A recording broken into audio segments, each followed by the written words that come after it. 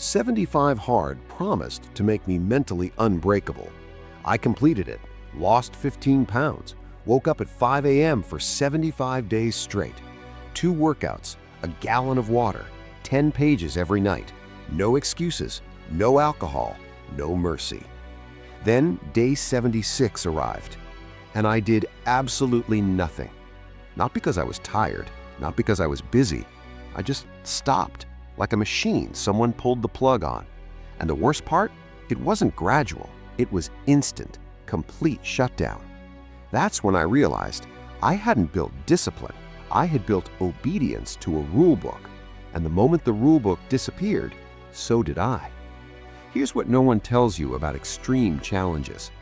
When you go from zero structure to maximum structure overnight, your brain doesn't adapt, it endures.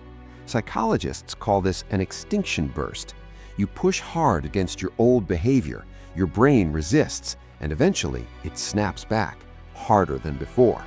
I went from 2 workouts daily to 0 for almost 2 weeks, from reading every night to not touching a book.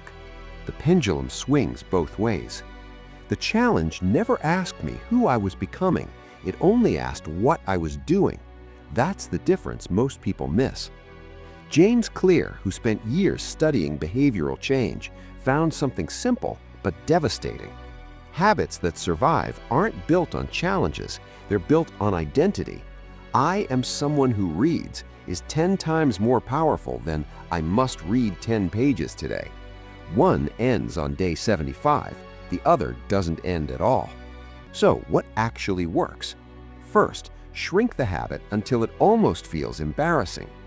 B.J. Fogg at Stanford spent years studying why people fail at change.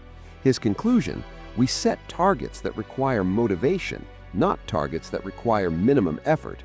Motivation is temporary, minimum effort is always available. Don't commit to 45-minute workouts, commit to putting on your shoes.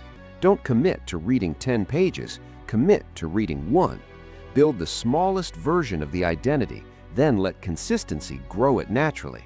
A 5-minute walk done every day beats a 90-minute session done twice a month, every time. Second, never miss twice. This is Matt D'Avella's rule, and it sounds too simple to matter until you actually live by it. Miss a workout? Fine, life happens. But missing twice means you're no longer maintaining identity, you're abandoning it. The rule isn't about perfection, it's about recovery speed. The real discipline isn't in not falling, it's in how fast you get back up. Third, stop trusting your willpower, trust your environment instead. Wendy Wood, a researcher at USC, found that nearly 43% of our daily behavior isn't conscious decision-making, it's automatic, triggered by our surroundings. The strongest habit isn't the one you decided to do, it's the one your environment made obvious. After 75 Hard, I redesigned my space completely. Workout clothes laid out the night before, decision already made. Book placed on my pillow, I have to move it before I can sleep. Water bottle on my desk, visible, constant, unavoidable. No motivation needed, the environment does the thinking. 6 months after completing 75 Hard, using these principles, not the challenge's rules, I work out 6 days a week, missed only 3 times total, read 24 books, lost 22 pounds. And here's what's different now. It doesn't feel like discipline anymore. It just feels like who I am. That's the goal, not suffering through structure, becoming someone who doesn't need to be forced.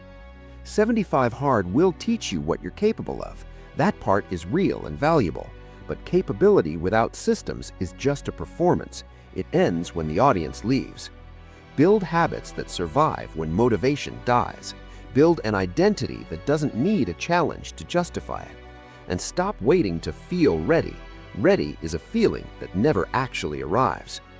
If you've tried 75 Hard or any extreme challenge, drop your experience in the comments.